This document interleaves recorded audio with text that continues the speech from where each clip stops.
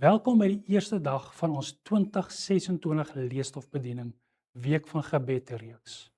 Ons is so bly dat u by ons aangesluit het vir hierdie spesiale reis onder die tema Hemelse Vreugde Versending. Om ons program af te skop, het ons 'n kragtige getuienis van leesstof-evangelis Pieter Kreer wat met ons gaan deel hoe God in die veld werk. Goeiedag almal. Ek is Pieter Kreer. My getuienis is soos volg. Ek het gedurende die jaar 2005, my maand, 'n besluit gemaak om Jesus voluit te dien. Die teks in Jesaja 60 vers 1, 2 en 4 het vir my begin sin maak in die lewe. En dit lees soos volg. Staan op, word verlig, want jou lig kom, en die heerlikheid van die Here gaan oor jou op. Want kyk, die duisternis sal die aarde oordek, en donkerheid die volke, maar oor jou sal die Here opgaan, en sy heerlikheid sal oor jou gesien word. Slaan jou oë rondom op en kyk, hulle sal almal kom bymekaar. Hulle kom na jou toe, jou seuns kom van ver, en jou dogters word op die heup gedra. Mense hoor dikwels die woorde, ek kan nie, dit is net onmoontlik, dit sal nooit gebeur nie. Ons beperk onsself, terwyl God ons roep, staan op, word verlig. Sien die moontlikhede rondom jou. Ek het gewerk vir 'n hoendermaatskappy vir 13 jaar, omdat ek gedink het dit is al wat ek kon doen. Ek het verskeie kere probeer om die literatuurbediening te betree, maar nie buite die boks gedink nie. Jare het verbygegaan, en op 'n sekere dag is die maatskappy waar ek werksaam was, bankrot verklaar. En die gevolg was dat ek sonder werk was. My gedagtes het onmiddellik na die literatuurbediening gegaan. Hoe meer ek daaraan gedink het, hoe meer dat ek God hoor roep. Ek het 'n besluit gemaak en 'n literatuur-evangelis geword en nooit weer teruggekyk in my lewe nie. Ek het daardie vryheid ontdek waarmee ek al die jare gesmag het. Ek het tot die besef gekom dat ek baie tyd gemors het waar ek dit vir Jesus Christus kon gedoen het. Na 21 jaar van literatuurbediening kan ek net God loof en prys vir sy goedheid en guns. My gebed is, Here, forceer ons asseblief om buite die boks te dink, om nie tradisie vas te wees nie, om ons nie te beperk nie. Here, maak ons soos wat dit U behaag. Amen. In ons boodskap vandag, die herder wat die een soek, gaan ons verken hoe sending die kern van 'n soekende God se wese is. Ons gaan kyk na hoe sy hart geopenbaar word in die onvermoeide soeke na die een wat weggedwaal het. Ons het dierbare Hemelse Vader, ons dankie vir die voorreg dat ons weer eens het om U woord oop te maak. Maar Vader, ons wag dit nie om U woord oop te maak sonder dat ons vra dat U teenwoordig sal wees nie. Daarom vra ons dat U ons gedagtes sal aanraak, dat U my lippe sal aanraak, dat wat ook al ek sê tot eer van U naam sal wees. En niks anders nie. In Jesus naam. Amen. Goeiedag vriende en welkom by die Week van Gebed van die Leesstof-evangeliste. Ons tema vir hierdie tyd is Hemelse Vreugde in Sending. En die hele week gaan ons kyk en ons gaan sien dat God soek, God red en die hemel juig. In Lukas 15 is daar 'n oomblik wat vandag nog weer klink in alles wat Christene doen. Dit begin nie met 'n groot gedoente uit die hemel nie, maar by godsdienstige mense wat kla, omdat Jesus saam met die sondaars eet. En te midde van daardie spanning, reg in die hartjie van die selfvoldane godsdiens, begin Jesus 'n storie vertel. Lukas 15 vers 1 tot 3 sê vir ons: En al die tollenaars en sondaars het die gewoonte gehad om na hom te kom en na hom te luister. En die fariseërs en die skrifgeleerders het baie gemurmureer en gesê: Hierdie man ontvang sondaars en eet saam met hulle. Toe vertel hy aan hulle hierdie gelykenis en sê: Nou reg aan die begin van hierdie eerste 3 verse sien ons dat daar's 2 bewegings wat lynreg teenoor mekaar staan. Die eerste enetjie is die verlorenes wat nader aan Jesus trek. Tweedens is die godsdienstiges wat treur. Nou die Griekse woord in hierdie gedeelte is gekla. En dit is presies dieselfde woord wat die Israeliete in die woestyn gebruik het om te kla in Eksodus 16 vers 2. Israeliete het gekla teenoor Moses en Aaron in die wildernis. En hulle het gehuil as hulle maar net in Egipte gesterf het. Jy weet, daar was vir hulle kos en oorvloed, vleis en brood het hulle gehad om te eet. Maar nou is hulle hier in hierdie woestyn gebring om te sterf. Die ironie is hartverskeurende. Die mense wat die skrif die beste ken, tree presies op soos daardie ontroue geslag van ouds. Jesus reageer dan met 'n gelykenis wat nie op die sondaar gemik is nie, maar reguit op die wat hulle self bo ander wil plaas. Hierdie verhaal gaan dus in die eerste plek nie oor die verlore skaap nie, maar dit gaan oor die hart van God en hoe blind godsdiens kan wees wanneer ons net op onsself gefokus is. Hierdie opening gee die toon aan vir ons hele week van gebed. Sending is nie maar net nog 'n program nie. Dit is die aard van God self, sigbaar gemaak in menswees, uitgedruk in 'n soeke na mense en gevier met die groot vreugde. God soek, God red en die hemel juig. As ons Lukas 15 werklik snap, verstaan ons presies waarom die leesstofbediening bestaan. Lukas 15 wys na 'n verlosser wat nie rus totdat die verlore gevind is nie. Jesus begin met 'n vraag wanneer hy sy gehoor in die verhaal intrek. En ons sien dit in vers 4 waar hy sê: Watter man onder julle wat 100 skape het en een van hulle verloor, laat nie die 99 in die woestyn staan en gaan agter die een wat verlore is totdat hy dit kry nie. Die manier waarop die vraag gevra word, dwing jou eintlik om saam te stem. Enige verantwoordelike herder sou presies dieselfde gedoen het. Maar die teologiese betekenis hierachter is aangrypend. Let daarop dat die woord verloor nie veronderstel dat die skaap opstandig of rebels was nie. Dit dui eerder op gevaar. Die skaap is nie besig om moedswillig te wees nie. Hy gaan nie soek vir moeilikheid nie. Hy is net bloot kwesbaar. En ten spyte daarvan kry hierdie een verlore skaap die herder se onverdeelde aandag. Die mees revolusionêre waarheid in hierdie gelykenis is nie die vreugde aan die einde nie. Dit is die beweging aan die begin. God wag nie vir die verlore skaap om self sy pad terug te kry nie. Hy gaan.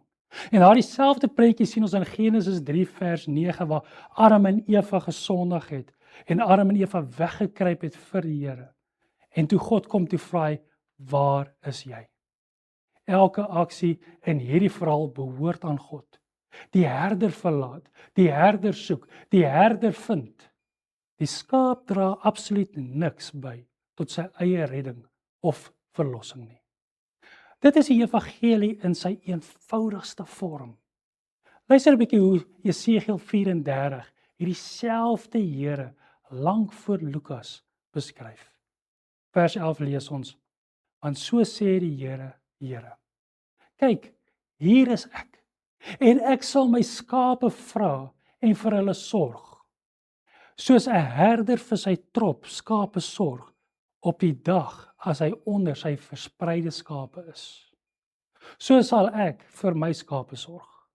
En ek sal hulle red uit al die plekke waarheen hulle verstrooi is. Op daardie dag van wolke en donkerheid. Dit is nie maar net 'n nuwe idee uit die Nuwe Testament nie. Dit is 'n ewige karakter van God. Hy is nog altyd die herder wat soek, herstel en die verstrooides gaan haal. Jesus bring nie 'n nuwe gedagte in Lukas 15 nie, maar hy wys dat hy die vervulling is van God se belofte in Jesegiel. Hierdie waarheid moet die manier waarop ons oor die leestofbediening dink heeltemal verander. Ons is nie ambassadeurs van 'n God wat huiwerig is om te help nie. Ons is boodskappers van 'n God wat reeds op pad is om die verlorenes te gaan soek. Lukas 15 vers 5 lees ons: En as hy dit kry, sit hy dit met blydskap op sy skouers. Die herder jaag nie die skaap voor hom uit terwyl hy self rus nie. Hy maak nie hom ook vas met 'n tou en sleep hom agter hom aan nie. Nee, hy dra die volle gewig van die skaap op sy skouers. Dit is die kosbare liefde wat Jesus vir ons het. Die apostel Paulus beskryf presies dieselfde patroon in Romeine 5 vers 8. Maar God bewys sy liefde tot ons daarin dat Christus vir ons gesterf het toe ons nog sondaars was. Dit gebeur alles terwyl ons nog sondaars was. Nie nadat ons onsself eers probeer perfek kry het nie, en ook nie eers nadat ons genoeg berou getoon het nie. Maar terwyl ons nog verlore was, het die Here ons reeds op sy skouers gedra. Hy dra ons nie met 'n mismoedige hart nie, maar met opregte vreugde. Liefde het die vermoë om 'n swaar las in pure blydskap te verander. Dit is die gees wat elke huisbesoek van 'n leesstof-evangelis, elke Bybelstudie en elke boek wat in 'n onsekere hande geplaas word, moet dra. Jesus sê nie die herder soek net totdat hy moeg word nie, of totdat die weer dalk draai nie, of totdat daar 'n redelike tyd verbygegaan het nie. Nee, hy gebruik een enkele woord met buitengewone krag. En daardie woord sien ons in vers 4, die laaste gedeelte. En gaan agter die een wat verlore is totdat hy dit kry nie. Die woord totdat is die pols van die goddelike liefde. Dit weerklink die taal van Jesaja 53 vers 6. Wat sê ons almal het gedwaal soos skape. Ons het elkeen sy eie pad geloop. Maar die Here het die ongeregtigheid van ons almal op hom laat neerkom.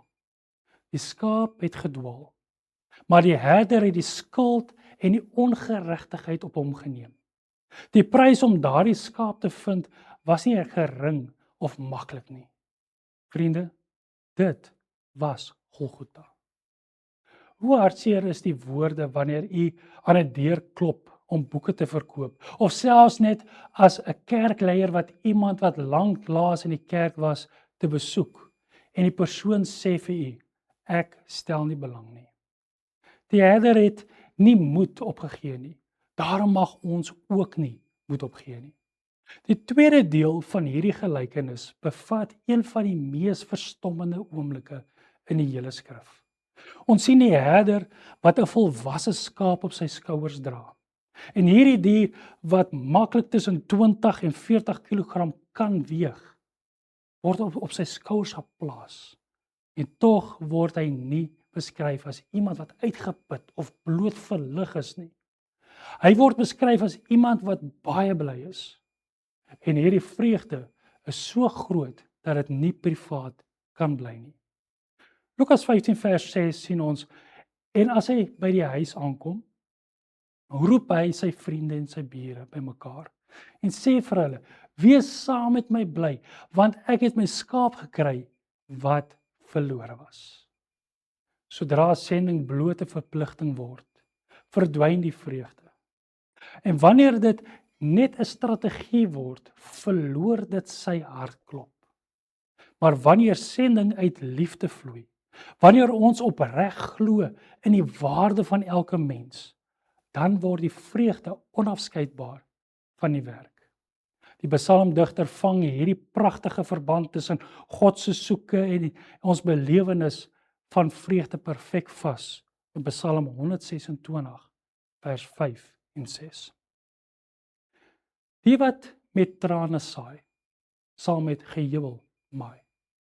Hy loop al deur en ween en dra die saadkoring. Hy sal sekerlik kom met gejubel en sy gerwe dra. Die saaiproses gaan dikwels met trane gepaard. Met die pyn van verwerping, die moegheid van lang dae en die teleurstelling van deure wat toebly. Maar die belofte staan vas. Diegene wat uitgaan om te saai, sal met 'n gejuig terugkom. Die leesstofbediening is in sy wese 'n saaibediening.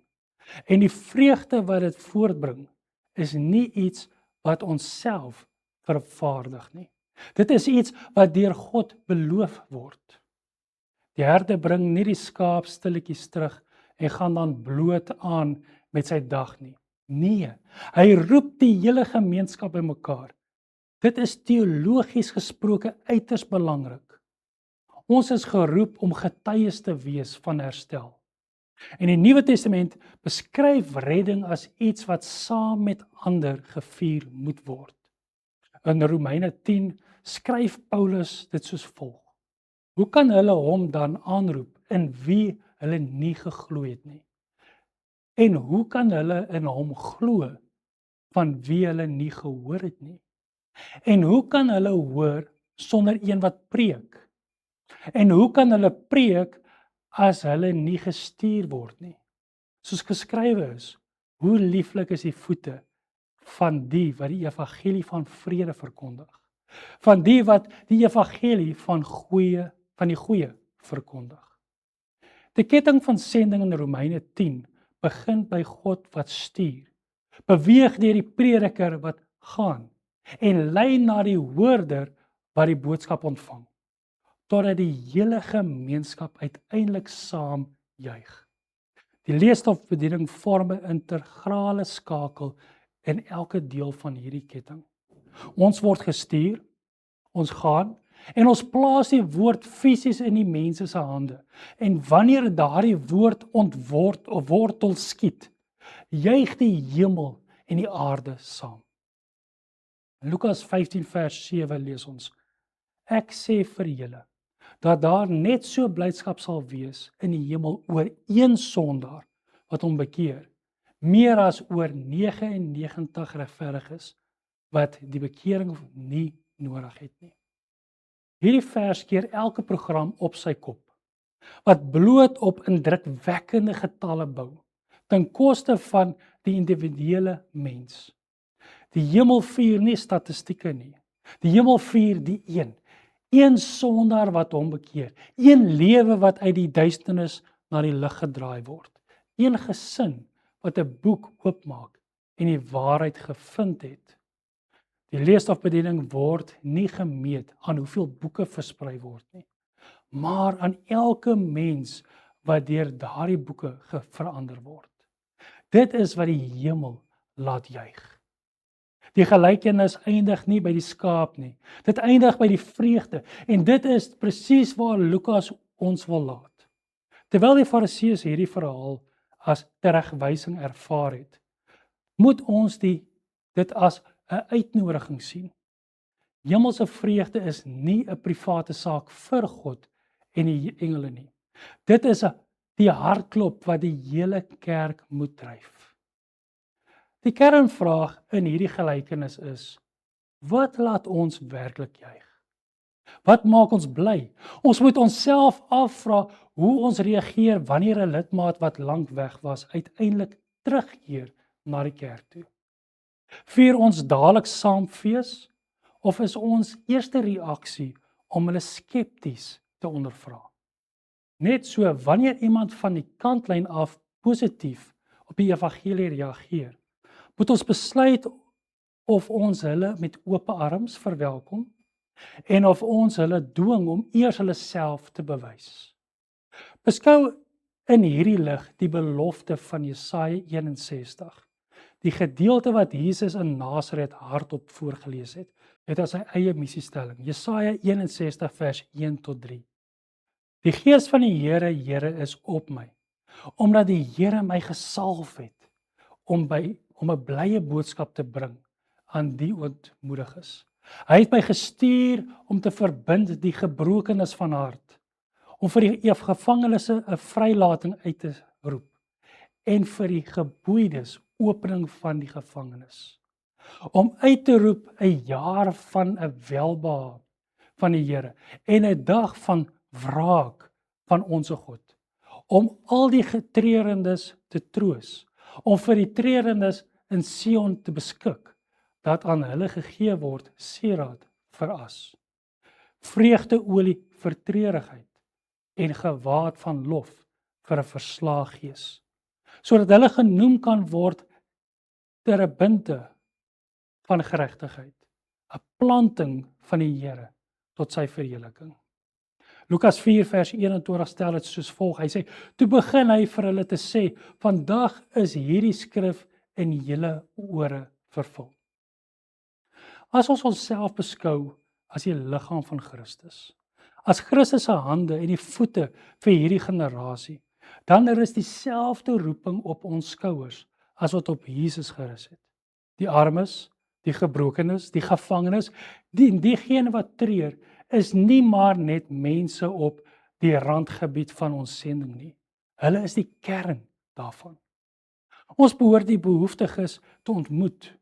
Daar is baie mense wat met uitdagings stoei en dit is ons verantwoordelikheid om hulle na Christus te wys. Om hulle te help waar ook al ons kan en waar ook al dit moontlik is. Hierdie gelykenis bring die groot kosmiese waarhede af na 'n baie persoonlike vlak. Dit fokus nie op groot groepe mense in die algemeen nie, maar juis op die individu.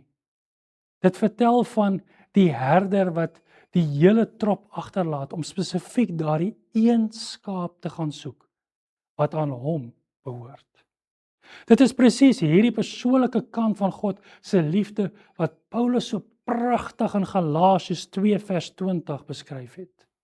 Hy sê, ek is met Christus gekruisig en ek leef nie meer nie, maar Christus leef in my. En wat ek nou in die vlees lewe, leef ek deur die geloof in die Seun van God, wat my liefgehad het en homself vir my oorgegee het. Hierdie liefde is nie bedoel vir die wêreld in algemeen nie. Dit is vir my bedoel, individueel en persoonlik. Dit is presies hierdie liefde wat ons na die spesifieke persoon toe moet vat, wat ons stuur na hulle toe. Ons word nie na 'n demografie of 'n teikengroep gestuur nie, maar na 'n spesifieke naam, 'n gesig, 'n gesin. Vra jouself vandag af, wie is die een persoon wat God hierdie week op u hart geplaas het? Moenie dink aan 'n algemene kategorie van mense nie, maar dink aan 'n spesifieke naam. Skryf daardie naam neer en bid daagliks daaroor. Laat die liefde van God jou dan na hulle toe lei, met die waarheid veilig in jou hande. Openbaring 2 vers 4 en 5 lees ons. Maar ek het teen jou dat jy jou eerste liefde verlaat het. Onthou dan waarvandaan jy uitgeval het en bekeer jou en doen die eerste werke. Anders kom ek gou na jou toe en sal jou kandelaar van sy plek verwyder, as jy nie jou bekeer nie. Die gemeente in Efese het alles op die oppervlak reg gedoen. Hulle was doktrineel gesond, moreel gedissiplineerd en ongelooflik hardwerkend. Tog het hulle eerste liefde verloor. En Jesus het hierdie verlies as 'n val beskryf. 'n Kerk wat die passie en die vreugde verloor het om na verlore mense te soek, het in wese geval. ongeag van hoe korrek hulle teologie ook al mag wees. As ons die leesstofbediening reg verstaan, is die kern 'n eerste liefdebediening. Dit is die natuurlike uitvloeisel van 'n kerk wat nog verlief is op Jesus en opreg treur oor diegene wat verlore is. Laat ons daardie eerste liefde herwin en daardie diep vreugde weer deel van ons lewe maak. Die gelykenis van die verlore skaap eindig nie by die skaap self nie, maar die vreugde waarop dit volg. Dit is presies waar Lukas ons wil laat, nie met 'n swaar gevoel van plig nie, maar met die opregte blydskap. Om te soek is deel van God se aard. Om te red sy krag. En wanneer die hemel juig, weet ons dat sendingwerk op die regte manier gedoen word. Gedurende hierdie week van gebed word ons elkeen uitgenooi om hieraan deel te neem. Elke boek wat versprei word, is soos 'n herder wat die woestyn binne ingaan. Elke Bybelstudie is 'n skouer wat aan die vermoeides gebied word. En elke gebed vir die verlorenes is 'n kers wat in 'n donker kamer aangesteek word. Selfs as net een siel, een enkele persoon reageer, laat dit die hemel uitbars van vreugde. Judas 1 vers 24 en 25, dis ons laaste teksvers, lees ons: aan hom nou wat magtig is om julle van struikeling te bewaar en julle sonder gebrek voor sy heiligheid te stel met gejuig.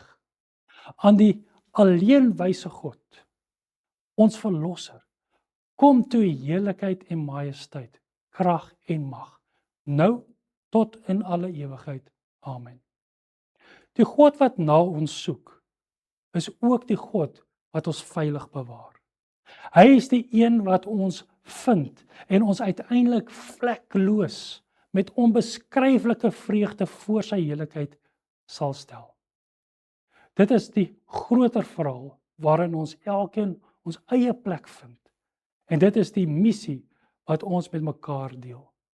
Mag dit nooit van ons gesê word dat ons aan die kant van die Fariseërs gestaan het, terwyl God se genade besig was om lewens te verander nie.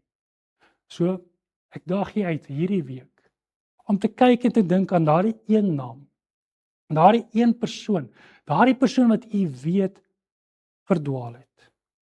Bid vir daardie persoon en vra vir die Here om u insig te gee om te weet om daardie persoon te nader. In Jesus naam. Amen. Dankie dat u saam met my oor hierdie gedagtes nagedink het. Mag ons almal onthou dat die herder nie rus voordat die verlore een gevind is nie. Ek nooi nou vir leesstof evangelis Ina die Tooi om ons voor te gaan in ons gebedstyd. Kykers, ons vra dat u hierdie spesifieke gebedsversoeke in u harte sal hou, terwyl ons 'n nuwe oorgawe van ons talente in die diens van die Meester soek.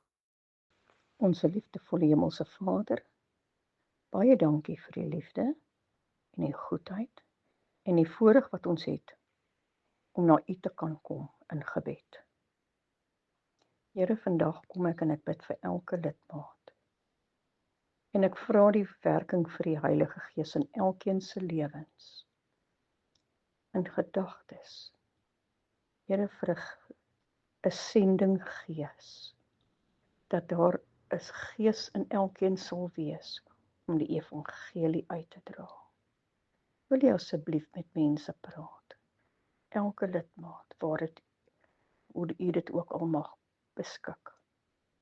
Here, dat hulle aan iemand dink of raakloop, maar wil u vir elkeen iemand stuur wat hulle kan gaan bereik om nader te trek na u toe. Here, gebruik ons asseblief almal as instrumente in u hande.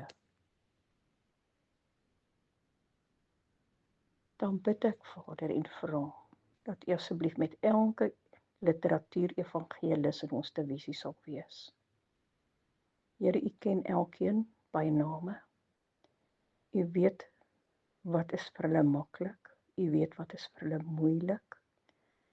U weet die omstandighede waarin hulle beweeg. U ken die omstandighede van die mense wat hulle sien.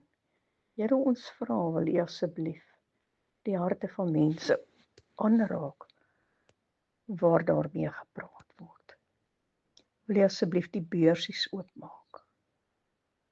Wil U asseblief help dat ons hierdie werk wat op ons skouers gelê is, in hierdie tyd, voor die einde, voor die kom, om mense se harte aan te raak. Dat dit vir ons elkeen 'n baie groot erns sal wees. Dat ons nie sal verslap nie, maar dat ons die evangelie sal uitdra. Ek vra U seën ook, Here, op elkeen wat moet uitgaan vir hulle persoonlike omstandighede tuis ook, dat dit vir elkeen goed sal wees. Here, dan bid ek vir mense wat U nie meer ken nie. Daar is so baie as gevolg van die media wat verlei is en wat na ander verkeerde preke en dinge luister. En wat nie meer weet wie is U nie. Here, ek bid en vra, wil U asseblief harte aanraak, dat die regte boodskap op die regte tyd by die regte persoon sal uitkom. Wil U asseblief deur die Heilige Gees met elke hart praat, waar daar 'n wondering is en waar mense U aanroep, maar Here maar op die verkeerde pad is. Wil U asseblief oor die lengte en breedte van die aarde iemand uitstuur om hulle op die regte pad te bring. Gebruik ons asseblief as instrumente in U hande. En Here, help ons om nederig te wees, dat ons niks sal doen uit eie eer of roem nie, maar dat ons net instrumente in U hande sal wees, dat alle lof en eer na U toe sal gaan. Ons bid dit in die naam van Jesus. Amen. Dankie dat U deel was van dag 1. Sluit asseblief môre weer by ons aan, wanneer ons hierdie reis voortduur. Deur ons spreker vir dag 2 is leraar Zak Dippenaar. God seën.